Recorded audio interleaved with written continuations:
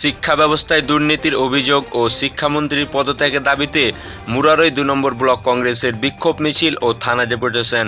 শিক্ষা ব্যবস্থায় ব্যাপক দুর্নীতির অভিযোগ তুলে এবং শিক্ষামন্ত্রীর পদত্যাগের দাবিতে রাজ্য জুড়ে সবর বিরোধী দলগুলি এরই ধারাবাহিকতার এবার বীরভূমের পাইকড়ের পথে নামল কংগ্রেস।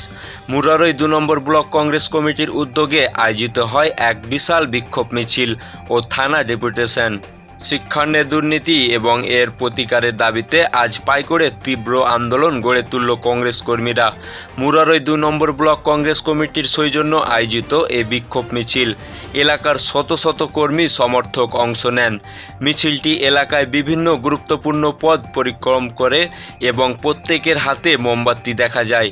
ব্যানারে স্পষ্ট লেখা ছিল, শিক্ষা ব্যবস্থা দুর্নীতির বিরুদ্ধে এবং শিক্ষামন্ত্রীর পদত্যাগের দাবিতে বিক্ষোভ মিছিল ও থানা ডেপুটেশন।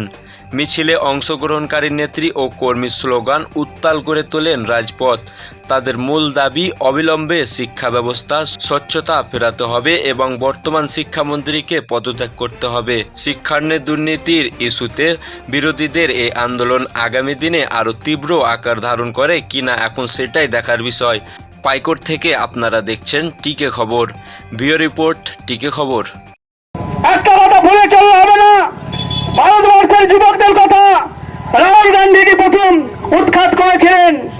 রাহুল গান্ধী সেই ছাত্র যুবক যেটা আন্দোলন সেটাকে সাপোর্ট করেছিলেন, কিন্তু কংগ্রেস পার্টি আর কংগ্রেস পার্টি কোনো সময় এক নয়। রাহুল গান্ধী শুধু শিক্ষার ক্ষেত্রে নয়, রাহুল গান্ধীকে দেখেছেন কৃষকদের স্বার্থে। রাহুল গান্ধী পার্লামেন্টে মুখ খুলেছেন। রাহুল গান্ধী এলাকার যে সমস্ত কৃষকরা আছে তাদের জন্য মুখ খুলেছেন। রাহুল গান্ধী আদিবাসীর জন্য মুখ খুলেছেন। অর্থাৎ রাহুল গান্ধী ভারতীয় জাতীয় কংগ্রেসের যিনি জননেতা, তিনি ভাবমর ভারতবর্ষের ছাত্র, যুব, মহিলা, আদিবাসী প্রত্যেকের জন্য লড়াই চালিয়ে যাচ্ছেন। ভারতবর্ষের জাতীয় কংগ্রেস এমন একটি দল, সেই দল কিন্তু কোন ধর্মে বিভাজন করে না। ভারতীয় জাতীয় কংগ্রেস সব ধর্মের, সব জাতির, সব বর্গের মানুষের জন্য জাতীয় কংগ্রেস লড়াই করে।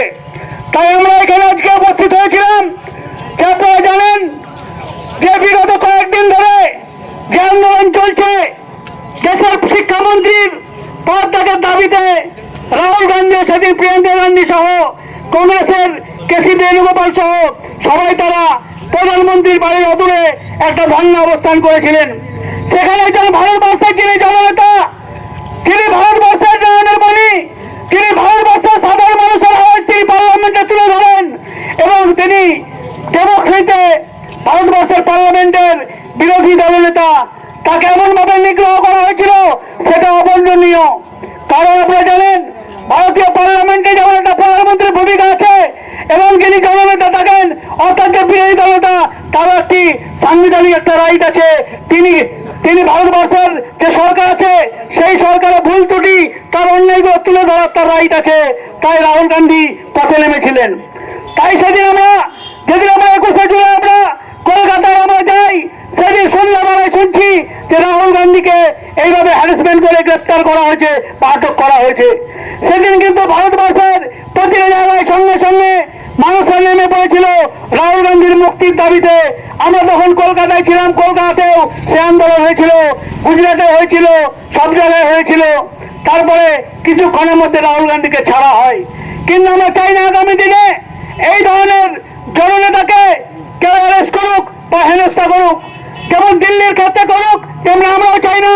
এই থানাতে আমরা বলে দিতে চাই বা বলেছি যে আগামী দিনে জাতীয় কংগ্রেসের কোন কর্মীর গায়ে যেমন কোনো আঁচ না পড়ে এবং যে শাসক দল আছে সেই শাসক দলের কথা মতো যেন কোনো কাজ না করা হয়।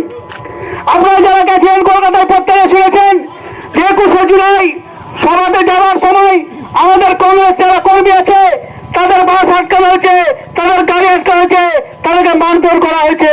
এই ধরনের জিনিস যাতে না হয় তার জন্য আমরা আমাদের এখানকার পুলিশ আধিকারিককে আমরা বলেছি এখানে সাধারণ মানুষের জন্য জাতীয় কংগ্রেস সবসময় আছে। আপনাদের যে কোনো সুবিধা অসুবিধা হবে আপনারা আমাদের সঙ্গে যোগাযোগ করবেন। পুলিশি হেনস্থা সাধারণ মানুষের উপরে করা যাবে না, সে যে ধর্মেরই হোক, সে যে পাদিবই হোক, সে আদিবাসী হোক, সে হিন্দু হোক, খ্রিস্টান হোক, ধর্মীয় ভাবে কোনো বিভাজন করে আমরা চলতে চাই না। ভারতীয় জাতীয় কংগ্রেস সবার জন্য লড়াই করছে, লড়াই করবে। এই বলে সবাইকে ধন্যবাদ। প্রতিবাদে আপনাদের সামিল হওয়ার আহ্বান জানিয়ে আমি আমার বক্তব্য শেষ করছি।